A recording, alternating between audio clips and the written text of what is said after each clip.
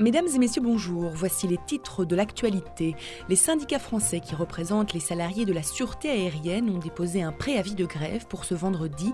Tous les aéroports de France sont concernés. L'association des tours opérateurs français vient de publier ses résultats pour l'année touristique écoulée. Le port maritime de Bruxelles attire de plus en plus de touristes qui y font escale lors de leur croisière. La ville souhaite dès lors augmenter ce potentiel avec de nombreux travaux d'aménagement de l'espace. Et on termine avec une innovation dans le secteur aérien. En effet, la compagnie Alaska Airlines fait aujourd'hui des tests pour faire voler ses avions avec de l'huile de friture du McDonald's. Madame, monsieur, bonjour, bienvenue dans l'édition de votre journal. Une nouvelle grève s'annonce à l'horizon. Cette fois, c'est le personnel de la sûreté aérienne qui compte bien faire entendre ses revendications.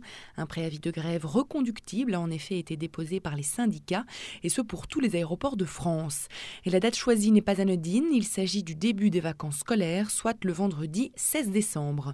Les entreprises concernées sont donc priées de revaloriser les salaires et octroyer de meilleures conditions de travail à ses salariés.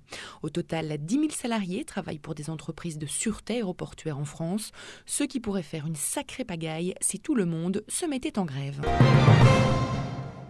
Le CETO, l'association des tours opérateurs français, a annoncé dans le cadre de son 3e forum qui s'est tenu mardi à Bangol que les tours opérateurs ont fait voyager près de 8 millions de clients entre le 1er novembre 2010 et le 30 octobre 2011, ce qui signifie une hausse de 1,9% par rapport à l'an dernier. La recette unitaire moyenne s'établit à 736 €, ce qui équivaut à 1,7% également de plus que l'an dernier. À noter que ces résultats sont essentiellement tirés par des vols secs. Durant cette période, il en ressort que le Maroc est la destination favorite des Français, malgré une baisse d'affluence touristique de 16,2%. Plus de 385 000 personnes se sont rendues dans le pays entre novembre 2010 et octobre 2011. C'est la Tunisie qui obtient le taux de chute de clients le plus important, avec une baisse de 45,2%. Elle préserve tout de même sa seconde place, juste devant la Turquie et la Crète. La France, elle, est toujours située en première position, avec une hausse de 3,3% de fréquentation touristique. Développer le tourisme et le transport par voie d'eau est le nouvel objectif pour la ville de Bruxelles. En effet, le port de la capitale belge est en croissance constante de fréquentation. Des croisières avec escale y sont proposées depuis 2006 par 21 opérateurs. Entre cette période de 2006 et l'année 2010, le nombre de touristes est passé de 1200 à 10 000.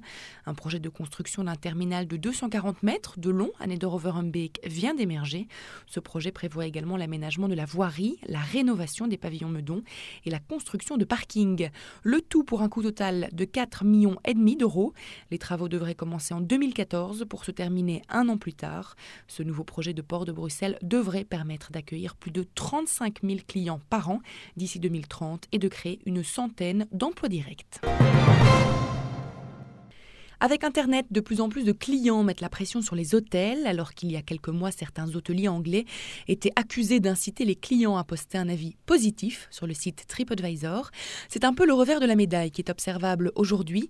En effet, certains clients menacent les hôteliers de poster des commentaires négatifs sur ce même site s'ils n'obtiennent pas quelques avantages. Plus de 80 hôtels et bed and breakfast auraient rapporté avoir été la cible de ce genre de chantage. Dans certains cas, les clients vont jusqu'à inventer des intoxications alimentaires et la non-compensation en cas de vol d'effets personnels. Un commentaire de cet ordre peut engendrer une baisse non négligeable du chiffre d'affaires, se chiffrant dans certains cas à plusieurs dizaines de milliers d'euros. Alors qu'avant l'apparition de TripAdvisor, les clients n'avaient aucun moyen de sanction contre les hôtels. Aujourd'hui, ils ont le pouvoir de ternir une réputation. Le porte-parole de TripAdvisor affirme que ces plaintes des professionnels sont prises très au sérieux, car c'est la calomnie qui s'avère contraire au principe du site et qui reste également illégale. De nombreuses compagnies aériennes américaines cherchent des alternatives pour remplacer petit à petit le kérosène. Il y a quelques semaines, un vol d'United Continental 1403 a décollé à l'aide d'un carburant aux algues. Le moteur contenait 60% de fuel traditionnel et 40% de carburant à base de ces algues. Aujourd'hui, c'est au tour d'Alaska Airlines de proposer une solution alternative. En effet, à partir de mercredi, les avions de la compagnie voleront avec 80% de fuel et 20% de graisse de cuisson. Robert Ames, le vice-président de Dynamic Fuels, la société qui procurera le carburant à la compagnie, a expliqué que la graisse de cuisson était de la graisse de friture produite par McDonald's. Cependant, le seul inconvénient est le coût de ce biocarburant, vu qu'il coûte 6 fois le prix du kérosène traditionnel. Une baisse du prix est tout de même espérée vu la quantité d'huile utilisée. Le porte-parole d'Alaska Airlines précise qu'ils ne vont pas pour autant fermer l'Arabie Saoudite, car les États-Unis n'ont pas la capacité de produire de telles quantités d'huile, même s'ils aiment les fast-foods. On termine ce journal avec la météo. D'abord en Belgique pour ce jeudi. La situation évoluera peu et sera toujours déterminée par un important flux océanique perturbé. Après une petite pause matinale, les averses nous reviendront au passage d'une petite dépression secondaire, à l'origine d'un vent très fort et de rafales pouvant à nouveau flirter avec les 80 km/h. Ces précipitations prendront un caractère hivernal sur les plus hauts sommets de l'Est. Du côté des températures, Bruxelles, le Brabant et la mer auront 7 degrés, le Hainaut 6 degrés, Namur 4, Liège 3 et le Luxembourg 5 degrés. Et en France, jeudi, il y aura des averses orageuses avec du grésil sur de nombreuses régions. Il fera sec sur le sud-est, sauf en Corse, et il y aura encore beaucoup de vent. Metz aura 7 degrés, Nantes 12 degrés, Lyon 10, Bordeaux 12, Marseille 14 et Ajaccio 16 degrés. Ceci referme notre journal. Je vous remercie pour votre attention. Je vous rappelle notre site internet sur lequel vous retrouvez toutes les informations touristiques. Il s'agit du www.libertytv.com/tv. À présent, je vous laisse sur de magnifiques images du Mexique. Belle évasion sur Liberty TV.